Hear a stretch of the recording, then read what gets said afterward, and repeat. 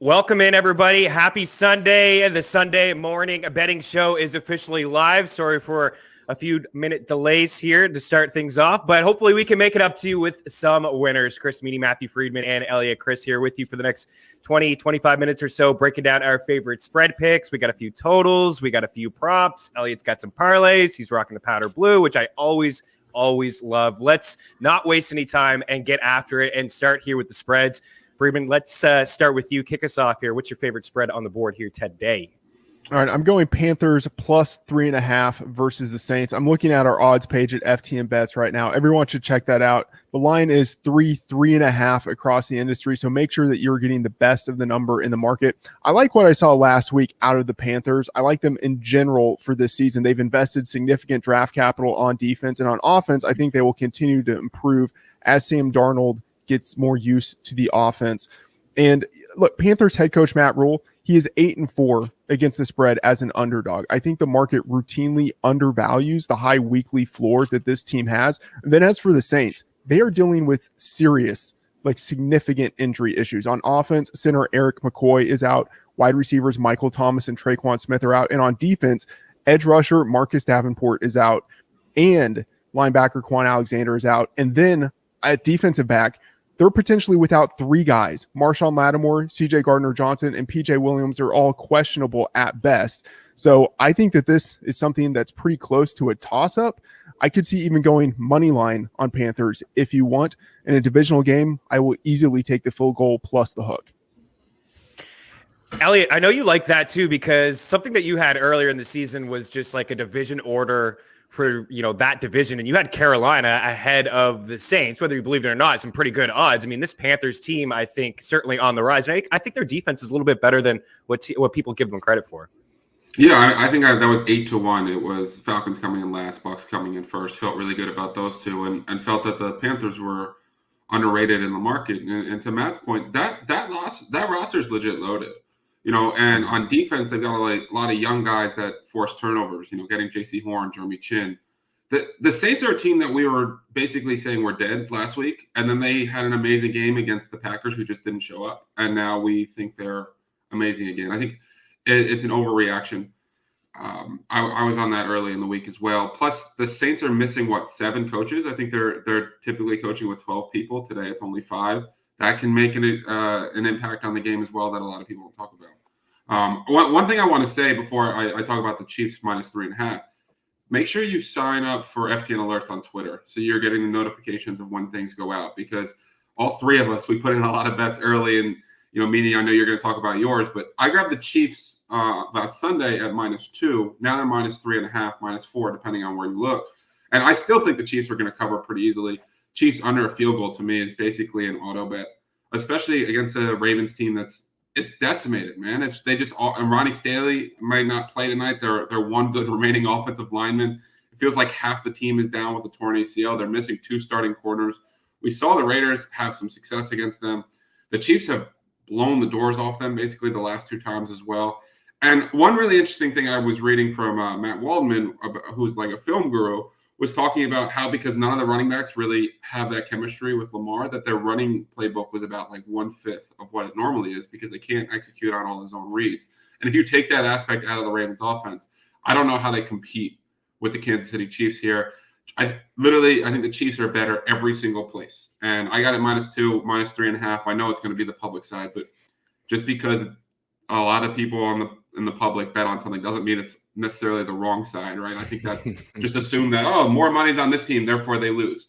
I think the Chiefs, I think they beat them pretty easily tonight, double digits. So I feel comfortable taking the 3.5.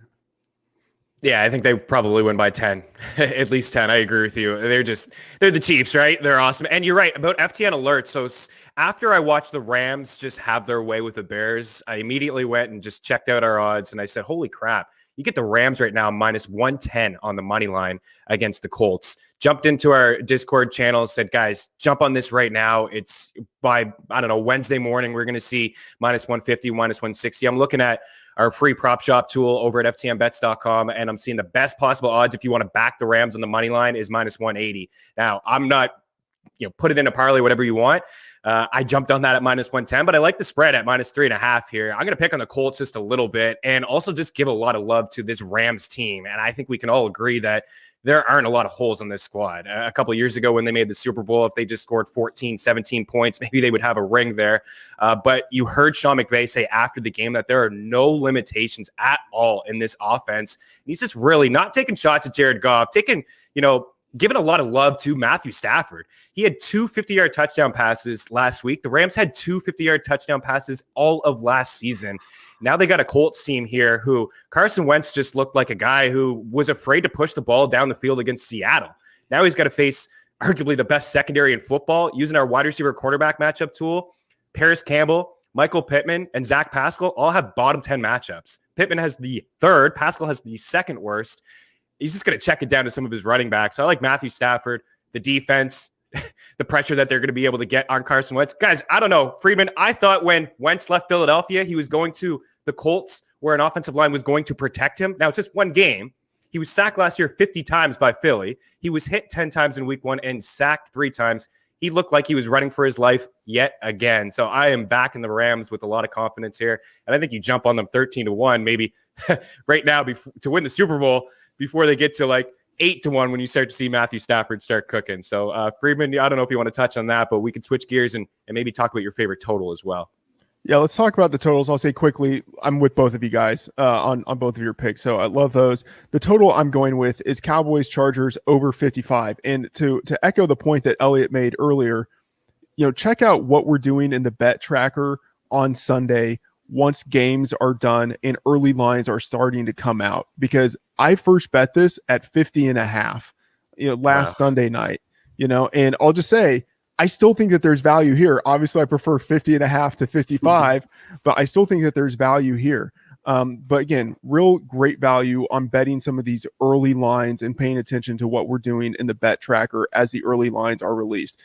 For the Cowboys, they are 21-12. With Kellen Moore as their offensive coordinator. We know offensively what they can do and the firepower they have. We saw that last week on Thursday Night Football. And then defensively, this team is so bad under offensive coordinator Dan Quinn, and they are injured now. They're without edge rushers, DeMarcus Lawrence and Randy Gregory. They're without a starting defensive tackle. They're without a starting safety. I don't know how they even imagine that they can stop the Chargers, who are an ascending offense. Even if the Cowboys were fully healthy, I don't know if they'd be able to challenge the Chargers. I mean, this is a high number, and maybe Chargers head coach Brandon Staley brings with him some of that Rams defense magic that he showed last year. But even if that happens, I still don't think that's enough to slow down the Cowboys offense. So 55, it's a high number. I think it should be more like 57. So I'm still comfortable betting the over here. Yeah, I think we're just used to seeing 60-point games when it comes to this Dallas offense. The longest streaks in the NFL without starting 0-2, Dallas, one of them, 2010, the last time they started 0-2. Green Bay, 2006, and Eliot probably remembers this. The Pats in 2001, when the Jets knocked Bledsoe out of the game and Brady came in. That was the last time the Pats finished 0-2. I don't know. Eliot, Dallas, a lot of points today, but did they start the season 0-2? I do. I have the Chargers -2.5 in this game. I think it's climbed to 3.5, depending on the places. To Freeman's point, the few good players the Cowboys do have on defense are out, right? Micah Parsons, Brady really picked on him in coverage. He's still raw in that area. But Diggs, I will say their one corner Diggs looked really good. Their big issue is that Jordan Lewis and Anthony Brown are horrendous. And Keenan Allen, that's who he's going to go up against. So that's going to be trouble. I love that total. I'll talk about it a little bit more when I talk about one of my player props. But last week, this one hurt when the Cardinals-Titans game didn't go over half a point and a missed extra point, and I think no points in the final 22 minutes of the game. But if at first you don't succeed, you try again. So I'm going right back to the Cardinals game and taking the over. We know about the Cardinals' pace. I think it's really interesting. The way they stopped Tennessee was not with great corner play. It was with the pressure, right? Like Chandler Jones had 5 sacks. Lewan was booed out of the stadium, had to issue literally had to say I'm really sorry to the fans. I won't let you down again. That's how bad he was.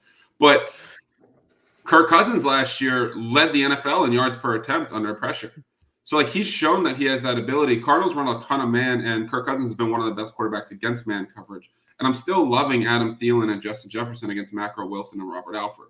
So I think the Vikings are going to put up some points. And we know when Kyler's healthy, that offense just goes. And I think Minnesota's defense isn't quite what they had hoped it was. So I like the pace of play in this game. I think you're going to be able to pick on the Cardinals. And I think that Cardinals offense is legit. So give me the over 50.5 in this one.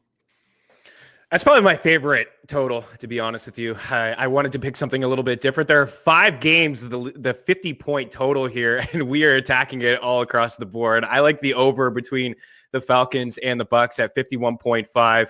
I am concerned about Atlanta. There's a lot of people talking about offenses that we expected to roll in week 1, Green Bay, Tennessee.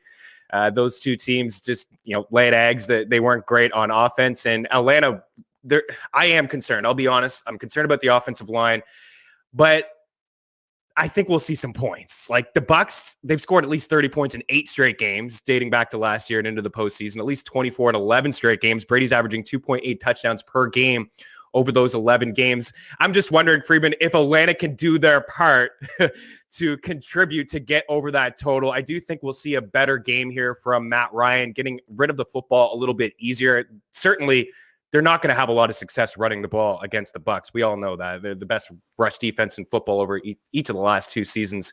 But I do think we'll see a little bit of a bounce-back game from Pitts in his second one. He still got 8 targets. Calvin Ridley was used early and often in the first couple drives in that game against the Eagles, and then they went away from him. But if they score 14, I think we'll get to 51.5 because I think the Bucs will flirt with 35 to 40 points here. Freeman, am I crazy here taking this over considering how bad Atlanta looked on offense last week? No, I don't think you're out of line on that. And the Tampa Bay Buccaneers, I mean, they've been hitting overs pretty consistently in the Bruce Arians era because that offense has been so good, but their defense has really improved in the past couple of years. And so that makes me just a little bit nervous in combination with the offensive inefficiency we saw last week from Atlanta, but they have to be better. Atlanta has to be better just based on some of the players they have. So I'm not betting it. I'm staying away, but I can definitely see the case for it. But yeah, looking at the player props, I'm going to shift over there. The one that I am on for this slate, Javonte Williams over 10.5 carries. I don't remember if that's the one I highlighted on the show last week. I don't think it was because maybe I talked about some backup tight end or something. That feels like a Freedman thing to do. But I was definitely on in the bet tracker. I was on the Javonte Williams over. It hit last week. I like it again this week. The Broncos are significant road favorites, so I think they lean on the running game just as they did last week against the Giants when Williams had 14 carries. Now, obviously, veteran Melvin Gordon, he outproduced Williams last week, had 118 yards, 1 touchdown. Williams had just 41 yards, but they split the carries evenly. 50% of the snaps went to each guy. So, I think this is still very much a timeshare. And against a Jacksonville defense that last year allowed a league high 420 carries to running backs, I think Williams is going to get over the 10.5 mark. I think this line should be closer to 12.5. Yeah, I agree. And in fantasy, buy Williams now while you can, because that's a very encouraging sign that he got 50% of the snaps in his very first start in the NFL. Eliot, what do you got for us? Yeah, I think Freeman's pick last week was Mercedes Lewis under 1.5 receptions, and the entire you got it. I feel like the entire Packers team went for under 1.5 receptions last week. But Meaney, I'm on that Bucs Falcons total. I personally prefer Bucs team total over just because Matt Ryan and that offense terrify me. But I'm on Dak Prescott over 305 yards. I mean, with Kellen Moore as his coordinator, when he completes games, he's averaging 418 passing yards. That's it. What? Like it's absurd. And the one game where he didn't go over was Staley's offense last year in week 1, when everyone was on that over in the Sunday Night Football game. The pace of play was supposed to be amazing. But if people remember, Dak hit Gallup for like 50 yards down the sideline, would have gone over his prop number. But they called the BSPI. So that's the one loss he has. And I don't think this is the same roster. The Chargers defense isn't the same as the Rams. So, I know that Staley was the coordinator, but I just – to Freeman's point about the defense, they're so bad that Dak has to just air it out all the time. And last week they called 28 run plays. Dak just checked out at 12 of them. So they used a lot of stuff. They used a lot of underneath pass game to basically their extension of the run game. So Dak's not shy in doing that. Dak's not shy in taking shots downfield. He's got Amari Cooper and CeeDee Lamb even without Michael Gallup. I think this game's going to legit shoot out, and I'd be pretty floored if Dak doesn't go over 305. I actually think it's an opportunity of points bet because I think him going under isn't, it's not going to go under by much, but he could legit go 100 yards over this number. I love that idea, Eliot.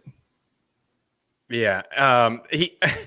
Dak is going to do this all year, guys. Like all year, he's going to go over 300. And last week, I think we all joked on Eliot on the Thursday show, the happy hour, and we talked about like the 289 or whatever it opened. I maybe even opened up at 285. It's like, what? It's going to be at least 300 next week. I'm going to pick on the Colts here yet again, but I like Jonathan Taylor over 15.5 receiving yards. Just what I noticed last week, I talked about, you're saying Dak is not shy pushing the ball down the field. And I just mentioned Wentz and just the both running backs here, Nyheim Hines and Jonathan Taylor, like 15 targets for both of these guys.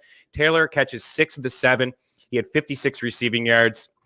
So combined, these backs had over 100 receiving yards. I talked about the tough matchups for these wide receivers. So I think we'll see Wentz get comfortable in this offense moving forward. He hadn't had a lot of time in the preseason with the foot injury to, have a connection with some of these wide receivers. But it does seem like he's going to be a bit of a check down guy here this season. And the Rams not, great at stopping the run, but in the middle of the pack, looking at last year and just allowing catches to running backs, at least 16 had at least 15 receiving yards out of the backfield and some massive games from some running backs as well. So I'll take Taylor. It's really tough, guys, for me to come in here and give you one prop. I'm not going to lie. Like there's a couple, like I just saw Kenyon Drake. Like I can't believe I wasn't thinking about Kenyon Drake when Josh Jacobs was ruled out. You can get him minus 115 to have 3 grabs. Like he had 5 grabs in week 1. That's another one I like as well. Eliot, we got to get out of here. Freedman's got an AMA sponsored by Jock Market, but I know you got something long shot for us. Come on, give us one on the way out. Give the people. Yeah, Dak Prescott is 10-1 to lead the day in passing yards. I love that. And 23-1, we talk about DFS stacks, right? And people get off them because they're chalky. But